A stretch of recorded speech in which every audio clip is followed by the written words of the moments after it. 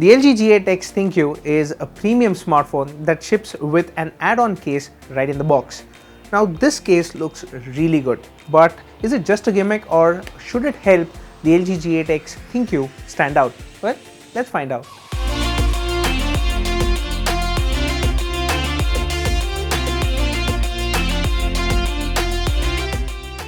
Now before we go ahead with the full review of the LG G8X ThinQ, be sure to subscribe to the Gadgets 360 YouTube channel and click that bell icon so that you're the first to know when we have a new video. The LG G8X ThinQ has a glass sandwich design with a metal frame sandwiched between the display and the rear glass panel. This phone is comfortable to hold, but it picks up smudges easily and it is very slippery. At the front, it has a 6.4-inch OLED full vision display with a tiny water drop notch. The viewing angles are good and I found the brightness to be good enough when viewing content outdoors. It also sports an in-display fingerprint scanner, which is slow and inconsistent. The power button is on the right and on the left we have the volume rocker along with a dedicated Google Assistant button. I couldn't find an option to remap this button, but if you use Assistant a lot, you'll find it useful.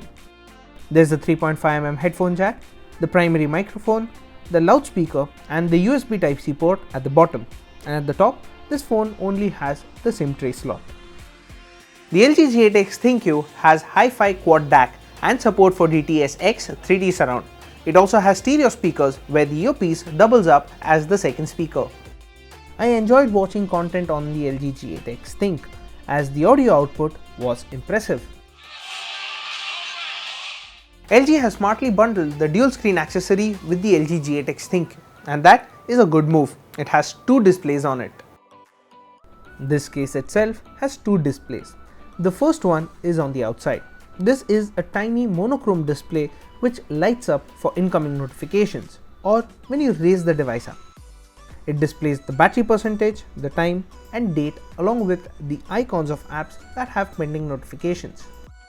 The front display is hard to spot when inactive as LG has opted for a mirror finish for the front of the case. The secondary display is inside this case and it's also a 6.4-inch OLED screen. Now this water drop notch is pointless because there's nothing in the gap over here. Both the displays on the case are powered off the smartphone's battery, so if you are planning on using this case at all times, the battery life is going to take a hit. Once the battery dips below 15%, the secondary display is automatically switched off. LG has also bundled a magnetic connector which can be used to charge the smartphone while using this dual screen case. LG ships the G8X ThinQ running LG UX 9.0 on top of Android 9 Pie, though I would have liked to see Android 10 here. The UI lacks an app drawer, but it is easy to use. LG has also kept bloatware under control, which is very good to see. The LG G8X ThinQ is powered by a Qualcomm Snapdragon 855 SoC that is bundled with 6GB of RAM and 128GB of storage. I did not encounter any lag or stutter while using the smartphone. This device was super smooth while multitasking and loading apps. Even with the secondary display switched on and running a completely different app, the device could handle it quite well.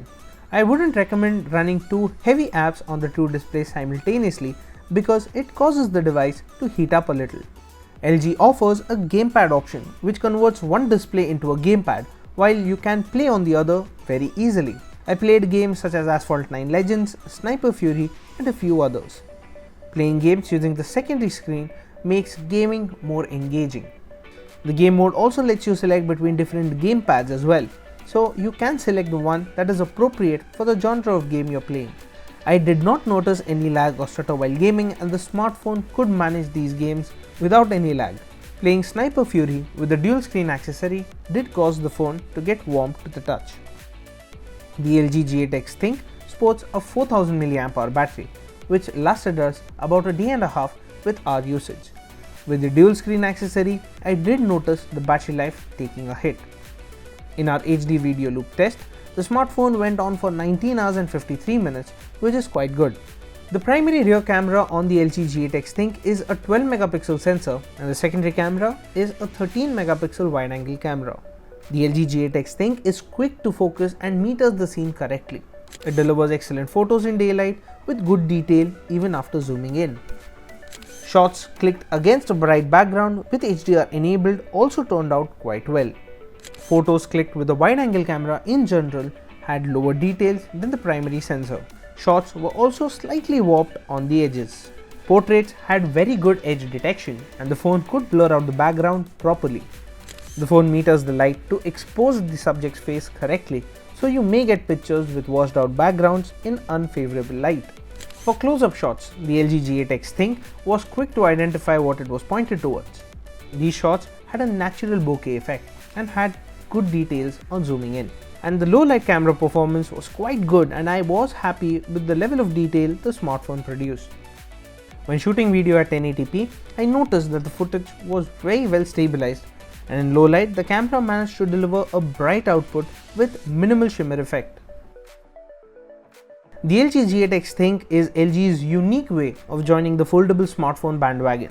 Because LG wisely chose to include the dual screen accessory in the box, you get to experience a dual screen device without breaking the bank. It also packs in very good camera hardware that lets you take full advantage via the manual mode. The dual screen accessory is the only thing that helps the LG G8X ThinQ stand up against its powerful competitors. So if you don't really care about the secondary display, then you can look at the OnePlus 7T or the Samsung Galaxy S10 depending on your budget. And that was our review of the LG G8X ThinQ. Now what do you think about this smartphone? Let us know in the comment section down below. And as always, for all things tech, stay tuned to gadgets360.com.